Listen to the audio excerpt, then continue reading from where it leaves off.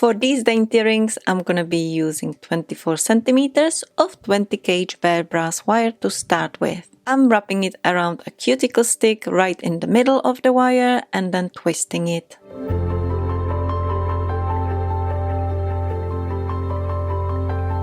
Once the twisted part is approximately 4 centimeters, I'm going to wrap it around my wooden ring mandrel to shape it into a ring.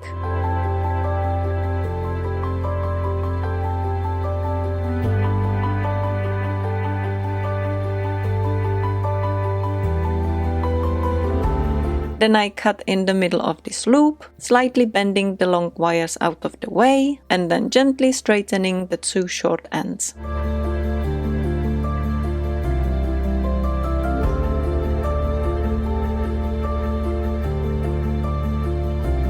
I'm going to be using my round nose pliers to make loops, and here where my nail is pointing will be the part I'll be using for all the loops. You can even mark it with a marker pen if you'd like to. I'm using my fingers to push the wire around the pliers, and then I also use chain nose pliers for a better grip.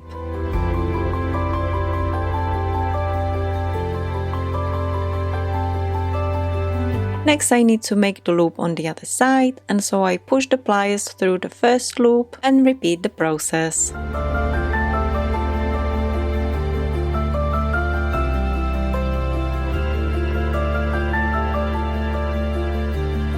Then I cut the excess off, and I'm doing it with the flat side of the wire cutters for a flush cut. Again, using my round nose pliers, I'm closing the loops nice and tight.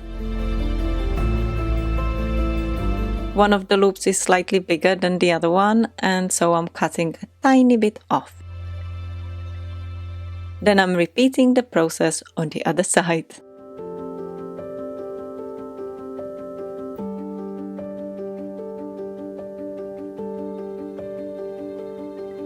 My ring is a bit deformed, and so I'm using chain nose pliers to shape it back into a ring.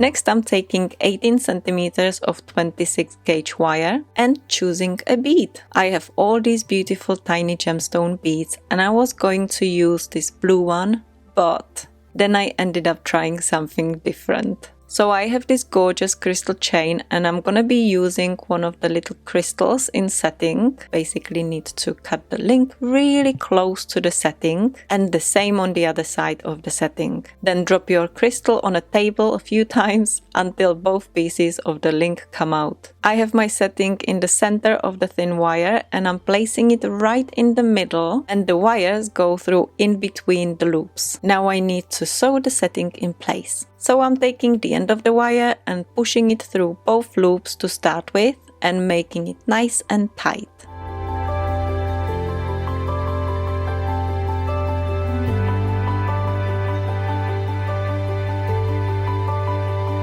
This wire needs pushing down a bit, and then I'm tightening the wire again.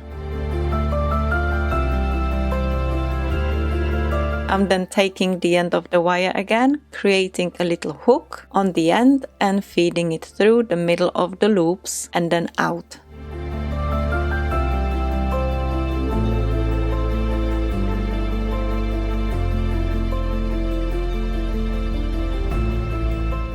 I'm also using my chain nose pliers for a better grip. I'm repeating the same process on the other side to fix the setting in place.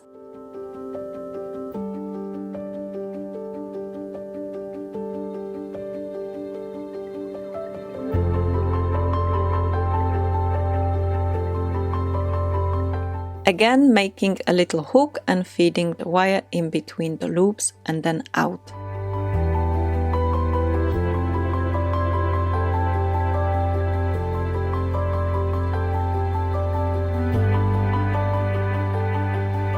And now I'm going to finish the wrapping on one of the sides. I'm just bending the wire to push it through the ring band and making it nice and tight under the setting, just off to the side.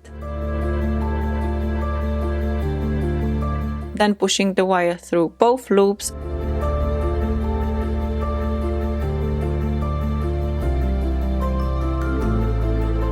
And again through the ring band. And then once more through both loops, nice and tight.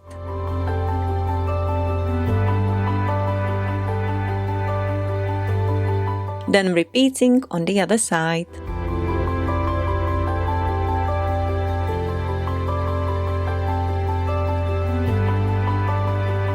I'm cutting the wires short, bending them, and then finding a small hole inside the loops and then pushing them in.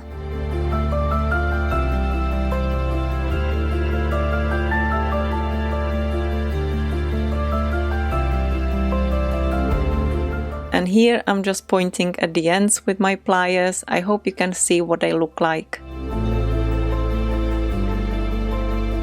Now this ring is almost finished. As you can see, the setting spins a bit when it's not on a finger, because it only has 2 holes. It's fine by me, but if you mind, then you could go around the setting with your wire in different directions, possibly even right underneath the setting to keep it in place. Or you can use a bead instead, which is what the initial idea was for this ring. I love the look of this ring, but I'm gonna take it to the next level. As you can see, I made it very small, and that is because I intended to hammer it afterwards. And that's what I'm going to do now. There are so many different types of hammers, and I have loads too, but for this one I'm gonna be using this dome face jeweler's hammer and also this ball peen hammer.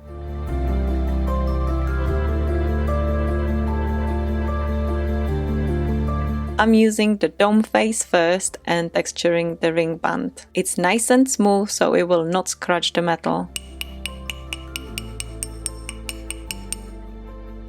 The wires will expand in size and I will end up with a ring about 2 sizes bigger once I finish, which is what I want.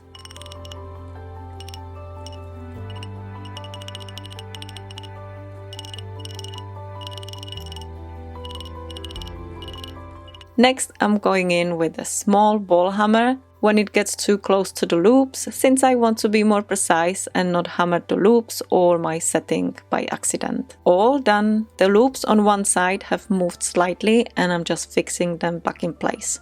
Then I'm gonna give my ring a quick polish with my polishing cloth, wash it in soapy water, and it's all done.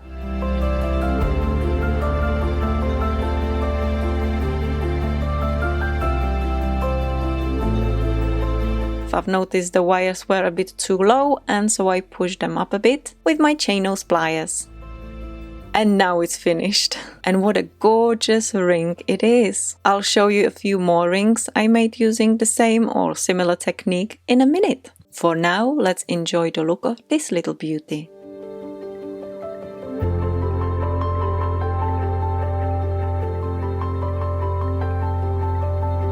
I have also made this ring with a Swarovski pearl bead and I love it. It's so dainty and just beautiful.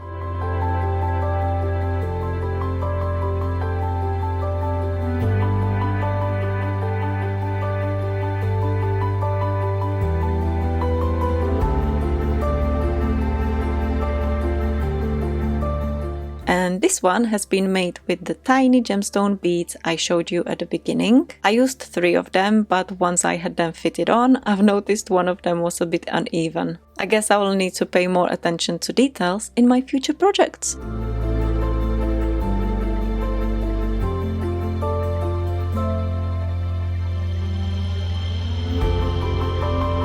And this last one was the very first ring I made quite some time ago actually.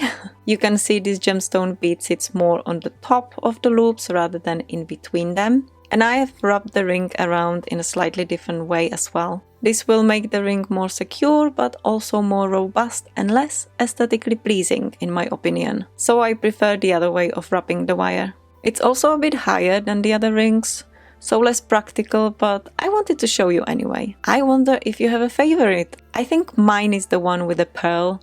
It's simple and sophisticated. If you have enjoyed this video, then please give it a like and subscribe to my channel for more videos on easy jewelry making and other projects. Have a beautiful day and I will see you next week. Bye!